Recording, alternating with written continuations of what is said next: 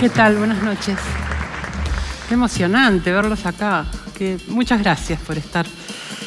Bueno, es mi primera vez en la Noche de la Filosofía. Me parece un proyecto hermoso. Siempre lo vi como un proyecto hermoso, pero como espectadora. Así que esta vez me toca comunicarme con ustedes desde acá. El tema, ustedes lo saben porque, espero, han pensado qué van a decir sobre esta cuestión. Pensar en algo que es una reflexión filosófica sobre el conocimiento, pero también pensar que el conocimiento es un aspecto de la política, es decir, que en el conocimiento hay relaciones de poder, incluso en la ciencia, que se supone ese conocimiento tan universal, tan abstracto y tan de sujetos neutrales. Y también pensar que no solo se construye el conocimiento, no solo se construye el saber, sino que también se construye la ignorancia. Eso es lo que me gustaría que reflexionáramos hoy. Construimos los saberes y hay relaciones de poder en esa construcción de los saberes, pero también construimos quiénes son los sujetos que no saben, quiénes ignoran, por qué ignoran, cómo ignoran. Y afortunadamente, y me gustaría dar algunos ejemplos de cómo se relaciona la filosofía con la política real, la que discutimos cotidianamente, también hay epistemologías de la resistencia. También hay maneras, no solo individuales, sino colectivas, de autorizar, de construir firmeza, autoridad política dentro de construcciones de conocimiento que no estaban pensadas en las líneas principales. El primer gran organizador no solo de la estructura que debía tener el conocimiento científico, sino también de la lógica, fue Aristóteles, hace ya 2500 años. Es un gran padre de la filosofía. Bueno, sabemos que las paternidades son siempre dudosas, podemos discutirlas, pero es uno de los grandes padres de la filosofía. También es uno de los más misóginos y los que ha tenido más éxito. Aristóteles organizó lo que él consideraba que era el método de la ciencia. Y la ciencia era para él conocimiento racional teórico. Es decir, que hay muchas maneras de conocer. El sentido común es una manera de conocer, pero una manera de conocer menos valiosa.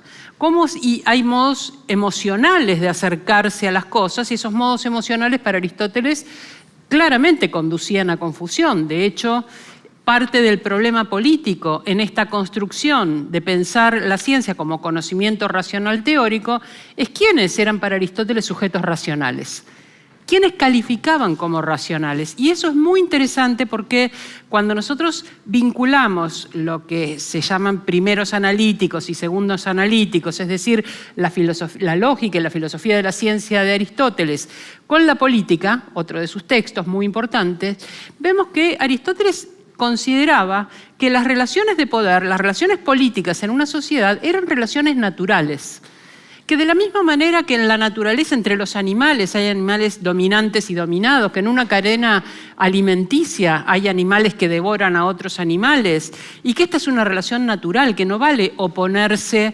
éticamente a que el león se coma a la gacela o el gato se coma al ratón. No es una cuestión moral, no es una cuestión política, es una cuestión natural.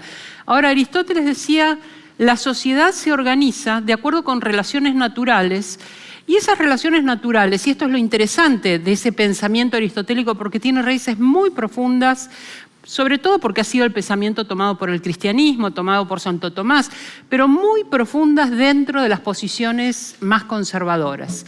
Y es esto.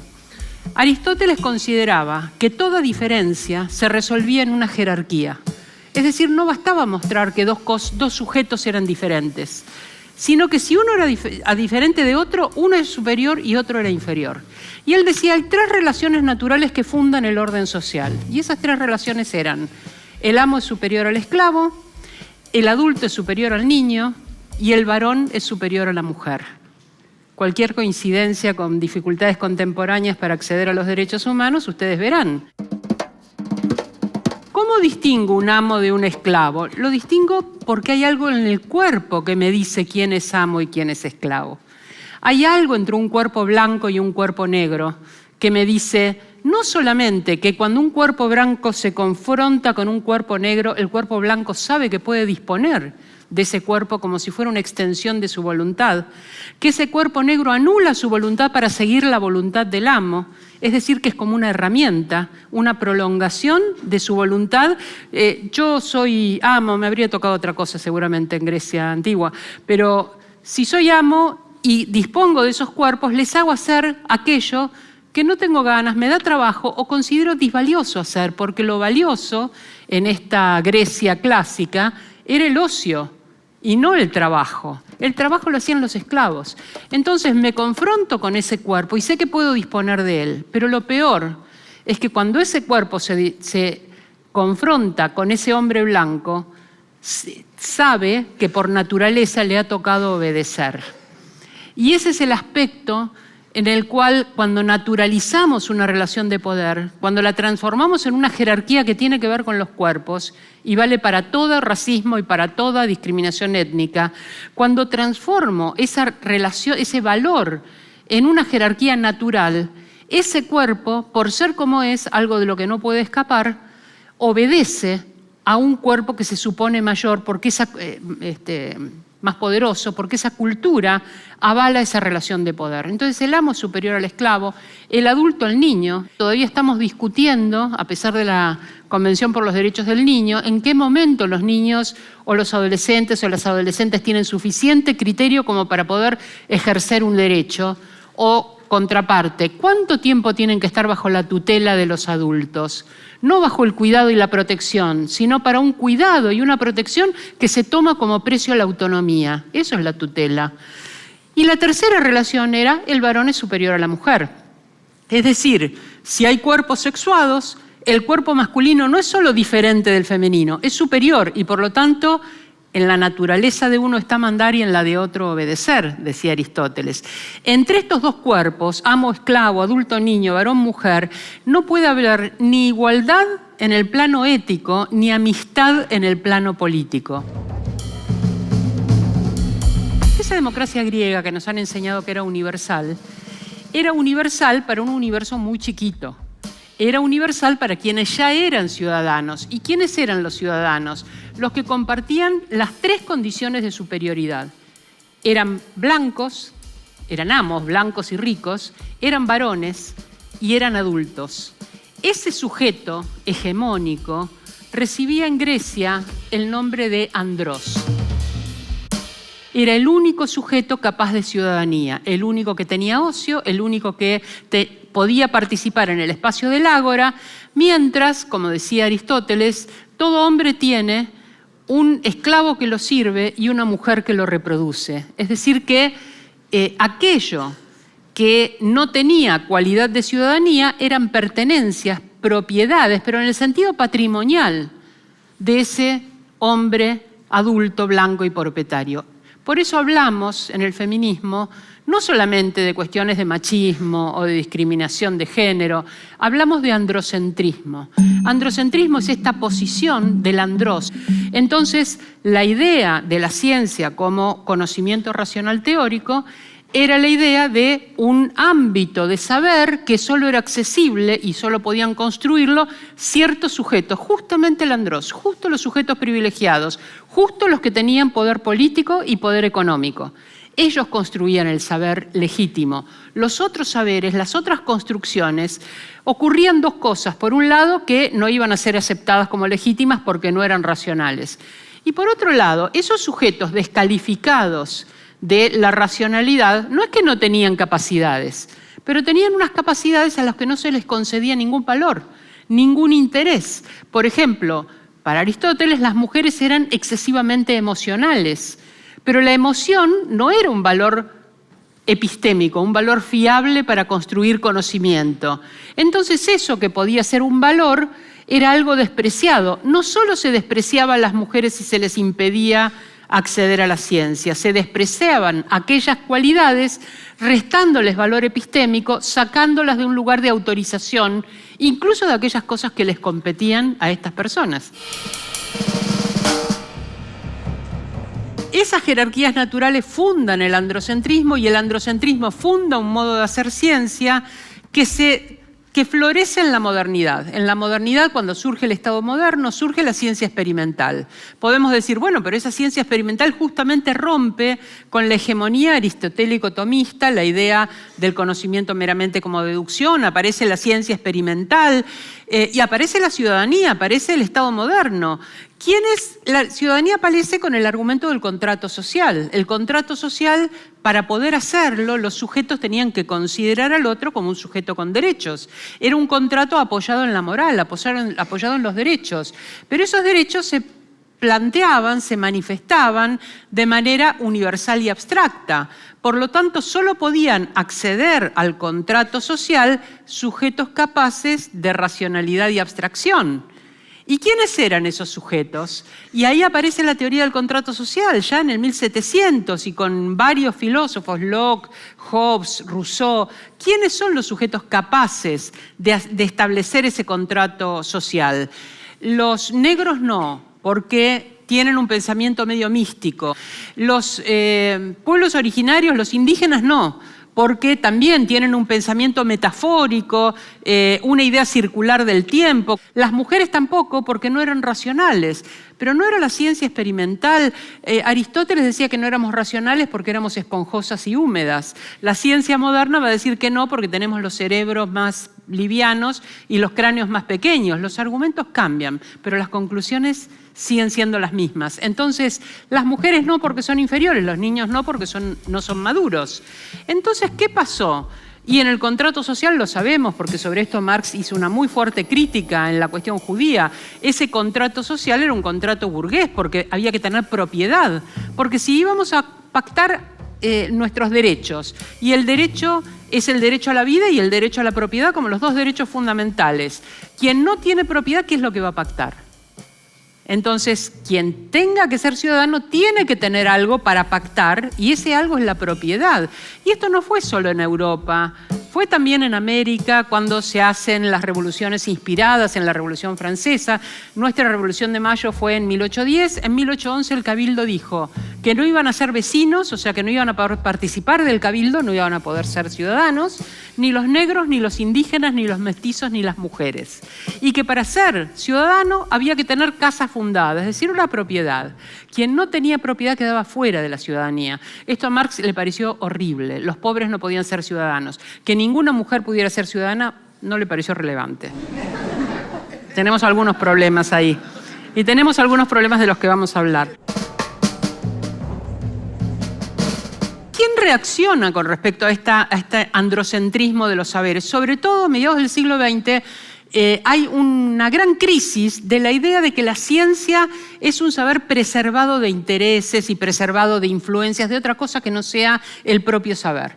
En los años 70, ya entre los 50 y los 70 del siglo pasado, cuando yo nací, se empieza a plantear una crisis que tiene que ver con pensar la ciencia como un quehacer hecho por seres humanos que externamente también reciben influencias para poder desarrollar estos saberes. Hay un diálogo entonces entre una historia de la ciencia como una construcción donde no solo entra los propios saberes de la ciencia, sino la religión, la política, la economía. Si nosotros pensamos hoy en el fruto de 50 años de este tipo de reflexión, nos parece casi obvio que lo que investiga un laboratorio puede estar influido por lo que económicamente demanda una multinacional, o que determinado tipo de vacuna se va a sostener a pesar de que las bases empíricas no son muy fuertes porque interesa a determinadas formas políticas que quieren proteger una cierta práctica o nos quieren preservar del pan. Bueno, todas estas cosas son a esta altura casi sentido común, pero no lo fueron hasta la década del 70, en que aparece una crisis de ese saber científico, una permeabilidad, y aparece entonces una historia externalista de la ciencia, y aparece el feminismo tomando, entre otras críticas, la crítica de la producción de estos saberes. Una cosa bastante observable es que las universidades europeas se crean en el siglo XV y hasta el siglo XX no admiten mujeres, o los últimos años del siglo XIX. Es más, cuando se discutía, por ejemplo, en la Universidad de Boston, un biólogo, Edward Clark, le pidieron que evaluara si era deseable que se incluyeran mujeres en las universidades.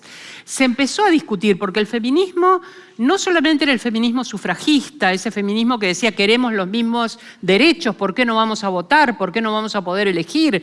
Eso que se nos había negado en la Revolución Francesa a fines del 1700, en el 1900 se demandaba fuertemente. Entonces se llega a fin de ese siglo con una fuerte demanda de saberes. Una de las primeras cosas que demandaron las feministas de esa primera ola en el 1700 fue el acceso al conocimiento. Era claro que ese acceso al conocimiento era la vía para después poder tener otro tipo de responsabilidades y de participación y para que la palabra fuera una palabra fundada y valiera. Entonces, uno de estos datos era cuando Edward Clarke le piden que haga esa evaluación, él lo hace como biólogo y de hecho edita un libro que se llama Sexo y Conocimiento, y donde recomienda fuertemente no permitir que ingresen mujeres a la universidad. Él dice que el conocimiento de las mujeres se logra a un alto costo reproductivo, que es deseable que no ingresen mujeres a la universidad porque eso va a tener una influencia muy negativa demográfica. Porque a medida que las mujeres acumulan conocimiento lógico y matemático, el cerebro se agranda y los ovarios se encogen. El señor era un sabio, consulto de la Universidad de Boston, y en realidad me quedé pensando en esto porque cuando uno analiza las estadísticas entre grados de conocimiento y cantidad de hijos, a mayor grado de educación, menor cantidad de hijos. A lo mejor Edward Clarke tenía una intuición y tendríamos que investigarla, ¿no?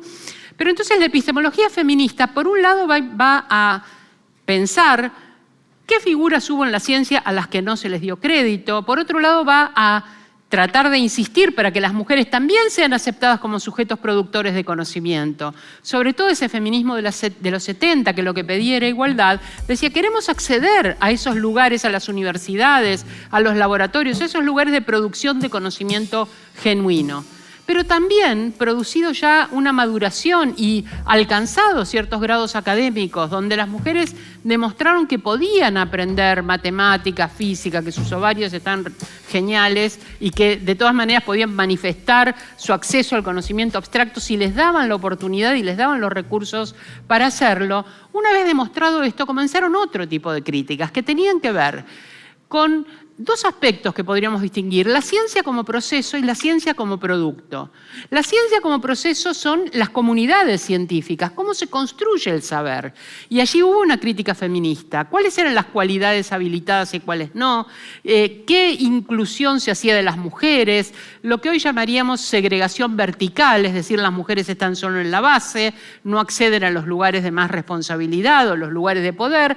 Segregación horizontal, las mujeres están en los bordes, en los lugares marginales, pero no en los lugares centrales donde se construyen hipótesis, donde se construye prestigio y poder en la construcción del saber genuino. El aspecto de la ciencia como proceso permite críticas de tipo sociológico, pero el punto de la crítica sociológica, fuera de la cuestión la cuestión ética, de la igualdad de oportunidades, digamos, de la ética distributiva, de lo justo que es que todas las personas tengamos acceso a los bienes de la humanidad, fuera de ese aspecto, es una cuestión sociológica y, si ustedes quieren, ética. El punto es, ¿estas presencias o ausencias impactan en el resultado? Y ahí tenemos la ciencia como producto. Y el asunto ahí entonces es revisar el saber científico y ver si en algún momento la ausencia de mujeres hizo sesgado ese conocimiento o dio ciertas cegueras a la producción de saberes que la presencia de mujeres quizás iluminaría. Entonces, pensar que los sujetos, no solo las mujeres, que otros sujetos que ingresaran a los saberes serían sujetos valiosos, si hemos expulsado por edad, por raza, por clase, por etnia, por sexo, pensar comunidades más diversas obviamente nos va a dar un conocimiento más fuerte, aún en el sentido de objetividad que la propia ciencia propone. Si hay relaciones de poder, hay política. Y si hay política, podemos analizarlas y también podemos cambiarlas. Entonces, una de las políticas de conocimiento no solo se trata de impedir el ingreso de estos sujetos a la ciencia, sino que se trata de negar que esos sujetos a los que se le impide ingresar tengan autoridad epistémica, tengan un conocimiento valioso que ofrecer. Y en esto se está estudiando en corrientes de lo que se llama epistemología de la ignorancia. ¿Cómo se construye la ignorancia? ¿Cómo se hace que ciertos sujetos que construyen explicaciones sobre el mundo sean despreciados como no relevantes? Ciertos problemas se consideren que no son dignos de ser atendidos por la ciencia. En esta epistemología de la ignorancia, una de las cosas que se hace es desautorizar el valor de la palabra. Y aquí quiero dar un ejemplo, porque voy a ir a cuestiones políticas contemporáneas un poco rapidito, si me permiten las analogías. Pensemos en el juicio de Marita Verón, esa mujer en Tucumán que fue secuestrada por redes de trata y que se enjuició hace 3 o 4 años a quienes habían sido sus captores. Hubo en el juicio, en primera instancia, 200 testimonios de mujeres que habían estado en prostíbulos encerradas con Marita Verón y dieron su testimonio en ese juicio. La justicia desechó todos estos testimonios porque provenían de prostitutas. ¿Cómo vamos a confiar en la palabra de una prostituta? Ahora, si queremos saber dónde estuvo encerrada Marita Verón, ¿le vamos a preguntar a los proxenetas? ¿Está más autorizada la palabra del proxeneta, que era, por supuesto, un buen ciudadano de Tucumán que hacía sus donaciones al gobierno tucumano, etcétera? Las mujeres hasta los años 60 no podíamos ser testigos en juicio porque nuestra palabra no valía. Quiere decir que el valor, y todavía ahora se duda del valor de la palabra de las mujeres y también del valor de las palabras de los niños y niñas. La idea de que cuando un niño denuncia abuso, en realidad miente, que hay algo que llaman síndrome de alienación parental, algo que no existe, pero que al ponerle la palabra síndrome se le da como una jerarquía en la justicia para decir, estos niños en realidad les metieron en la cabeza estas ideas, son ideas implantadas. Los niños no son capaces por sí mismos de producir estos testimonios. Entonces, restar valor a la experiencia en primera persona para imponer un discurso que se presume objetivo y por lo tanto no darle valor, no darle capacidad de ciudadanía a estos sujetos cuya palabra no cuenta. Otro ejemplo muy importante es el de las identidades trans. Antes de la ley de identidad de género, cuando una persona pedía un cambio de identidad, ese cambio de identidad se lo tenía que pedir a un juez que ponía peritos, un médico y un psiquiatra, que iban a decir si la persona tenía o no el género que decía tener. La ley de identidad de género hace lo que se llama un giro copernicano. Lo que estaba como satélite pasa a estar en el centro y viceversa. Lo que se pone en el centro de la autoridad epistémica con la ley de identidad de género es la percepción subjetiva de la persona que porta la identidad. No importan los peritos, no tiene un saber más objetivo, más valioso un perito que la propia persona. De ninguna manera. El único testimonio que hace falta es la percepción de una persona sobre su propio género. Ese giro no es solamente un giro político en un sentido externo, es un giro epistémico. Esa persona va a ser la única autoridad en la construcción del conocimiento y del saber sobre el género. ¿En qué consisten las resistencias? Consiste en que esto no se puede hacer individualmente, se hace colectivamente. Que ese colectivo de la diversidad durante muchos años haya disputado este saber, haya disputado la autoridad sobre la propia identidad, da por resultado ese cambio, pero un cambio que ahora está admitido por el lenguaje central del derecho. Lo último que voy a decir es que en la construcción de nuestros saberes como mujeres y como personas capaces de gestar en relación al aborto, se está poniendo la misma duda. ¿Quién tiene que opinar? ¿El juez, el cura, el médico, el marido? ¿O tenemos que opinar las personas que tenemos el dilema moral? Y sobre todo se ha puesto en duda ahora en la discusión en el Senado la cuestión de edad. Esos chicos y esas chicas, ese millón de personas que acampó y forzó una solución política, en realidad les han metido ideas en la cabeza y no saben exactamente lo que quieren. Yo creo que saben lo que quieren, ojalá lo podamos celebrar en comunidad de resistencia. Muchas gracias.